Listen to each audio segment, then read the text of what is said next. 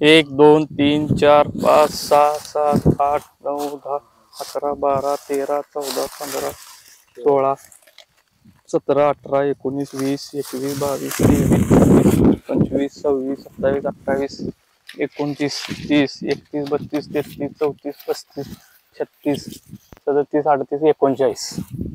नमस्कार शेतकरी बांधवांनो, माझे नाव प्रदीप कुंभार, मी आयडियल प्रतिनिधी आणि आज मी या ठिकाणी वाळवा गावातील आमचे प्रगतशील शेतकरी शिवाजी कोरे साहेब बांडाभाऊ यांच्या प्लॉटवर आलेलो आहे आणि त्यांचा 50 गुंठ्याचा ऊसाचा प्लॉट आहे. तर साधारणतः या प्लॉटमध्ये आता तोड चालू आहे, या ठिकाणी तुम्ही पाहू शकता आणि सर्वसाधारणपणे एक अर्धा प्लॉट या ठिकाणी तोडून झालेला आहे.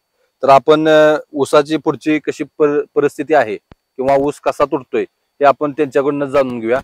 तुम्ही सांगा आता कशी कशी परिस्थिती आहे तोडणी पाठीमागे. एक 4 दिवस झालं फड चालू झाला आपला. एक 20 गाड्या गेलाय ऊस. 3-3.5 टनानं येते ॲव्हरेज. निम्मा झाला या, अजून एक निम्मा आहे पड. 130 टनच्या आसपास होईल. जूनच्या दुसऱ्या आठवड्यात लागण केलेली आहे. 15 तारखेची आहे रोपाची लागण केलेली. 15 जूनची आपली लागण आहे रोपांची. त्यानंतर कुंभार साहेब आयडियलचे आपण त्यांच्याकडून मार्गदर्शन घेतलं. त्यांनी सांगल ते पहिल्यांदा आळवणी सोडले आपण. त्यानंतर 2-2.5 महिन्यानं भर लावून घेतली, बाळभरणी करून घेतली.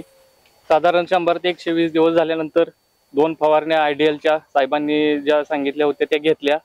परत त्यांनी सांगितलेला डोस, मुख्य डोस टाकून ऊस बांधून घेतला. त्यांच्या मार्गदर्शनाखाली पुढच्या सगळ्या प्रोसेस केल्या. पावसाळा चालू व्हायच्या आधी साहेबांनी सांगितल्याप्रमाणे बेसल डोस टाकला अजून एक. त्यानंतर तिथून पुढं 2 महिने योग्य पाण्याचं नियोजन केलं आणि परत पावसाळ्यात काय पाणी पण पाजलं नाही. 6 महिने पाणी ऊसातच होतं, पाण्यातच ऊस होता. तरी पण एवढं ॲव्हरेज आणि साधारणतः 2.5 ते 3 टन गुंठा ॲव्हरेज आहे. 50 गुंठ्यात एक 120-130 टनापर्यंत ॲव्हरेज जाईल आपलं. सरांच्या मार्गदर्शनामुळे आम्हाला एवढं पहिल्यांदाच चांगलं पीक यावर्षी आलंय. नाहीतर दरवर्षी 80-90 टन निघायचा. 30-40 टनाचा फरक पडला आम्हाला जाणवतो. तर या ठिकाणी आपण जो ऊसाचा प्लॉट आहे तो वाळव्यामध्ये या प्लॉटवर आपण आलो. तर या प्लॉटचं सुरुवातीपासून नियोजन करत असताना आम्ही सुरुवात माती परीक्षणापासून केली.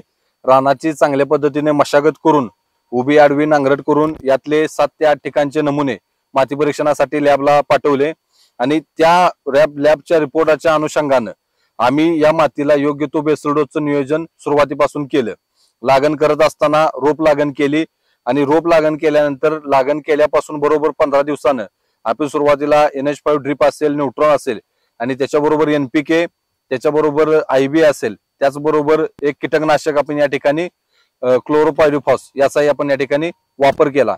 त्याच्यानंतर सर्वसाधारणपणे एक 10 दिवसा ते 15 दिवसाच्या अंतराने आपण या ठिकाणी या प्लॉटला आपल्या कंपनीचं शुगरबूम नावाचं किट, जे आपण मार्केटमध्ये शुगरबूम नावानं आहे, ते किट आम्ही 200 लिटर पाळवण्यातून आळवणीसाठी दिलं आणि ते आळवणी झाल्यानंतर सर्वसाधारणपणे एक 15 दिवसानंतर आम्ही पहिली फवारणी या ठिकाणी ऊसाला घेतली. ते फवारणी घेण्यामागचं कारण असं की चांगल्या पद्धतीने ऊसाची वाढ व्हावी, पाण्याची जाडी चांगली व्हावी आणि ज्या काही सुरुवातीच्या महिन्याभराच्या अंतरामध्ये मायक्रोन्यूट्रियनच्या डिफिशियन्सी येतात त्याच्यापासून आपल्याला चांगल्या पद्धतीने बचाव करण्यासाठी आपण कॅचमिक्स एफ असेल, सोबत मॅग्नेशियम असेल आणि त्याच्याबरोबर आपण जे सिलिकॉन आहे, organic compound mixture of silicon आयोझोन, याचाही वापर या ठिकाणी आपण फवारणीसाठी केला. त्याच्यानंतर सर्वसाधारणपणे लागणीनंतर 2 ते 2.5 महिन्याच्या कालावधीत आम्ही सुरुवातीला बाळभर केली. बाळभरीमध्ये आम्ही पहिल्यांदा माती परीक्षणाच्या अहवालानुसार योग्य ते NPK वापरून त्यासोबत कॅचमिक्स एस असेल, त्याचबरोबर NH5 गोल्ड असेल, त्याचबरोबर आयमिक्स असेल, त्याचबरोबर लिप्टर व्हॅम गोल्ड असेल, याचाही या ठिकाणी आम्ही संतुलित पद्धतीने वापर केला.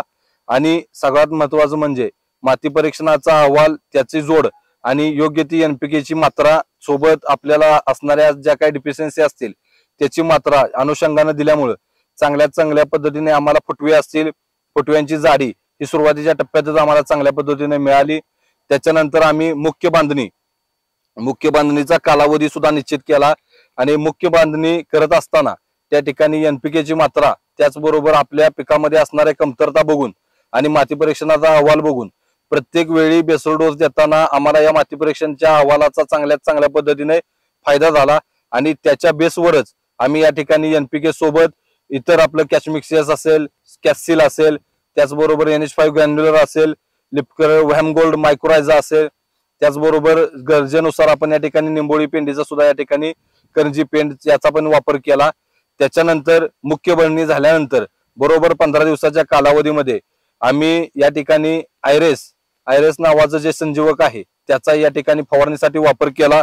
जेणेकरून तुम्ही या ठिकाणी बघू शकता या आपल्याला एक वितीच्या वर पेर या ठिकाणी बघू शकताय. आपल्याला ही चांगल्या पद्धतीने पेरायची वाढ ही सुरुवातीच्या काळापासून आपल्याला मिळाली आणि तुम्ही बघू शकता तळातलं पेर जसं आहे त्याच पद्धतीने वर पण पेरायची साईज आहे या ठिकाणी. त्याचबरोबर आपल्याला चांगल्या पद्धतीने जाडी या ठिकाणी ऊसाची मेंटेन राहिली. ऊसाची जाडी, 2 पेरातलं अंतर आणि परिणामी आपल्याला या ऊसाचं चांगलं वजन हे या ठिकाणी मिळालं. सर्वसाधारणपणे हा ऊस 2.5 ते 3 किलो या हिशोबापर्यंत याचं वजन आहे आणि हे वजन आपल्याला मिळाल्यामुळे आणि आपल्या प्लॉटमध्ये असणारे फुटव्यांची संख्या ही चांगल्या पद्धतीने मिळाल्यामुळे आपल्याला या प्लॉटमध्ये सर्वसाधारणपणे 2.5 ते 3 टन प्रति गुंठा या प्रमाणाने अवरेज मिळण्यास आपल्याला काहीच हरकत नाही. आणि तसं या ठिकाणी निम्म्यापर्यंत प्लॉट झालेला आहे आणि त्या निम्म्या ऊसाच्या ज्या काही गाड्या गेलेत त्याच्या अनुषंगाने आपण त्याचं 100% निदान लावू शकतो. धन्यवाद.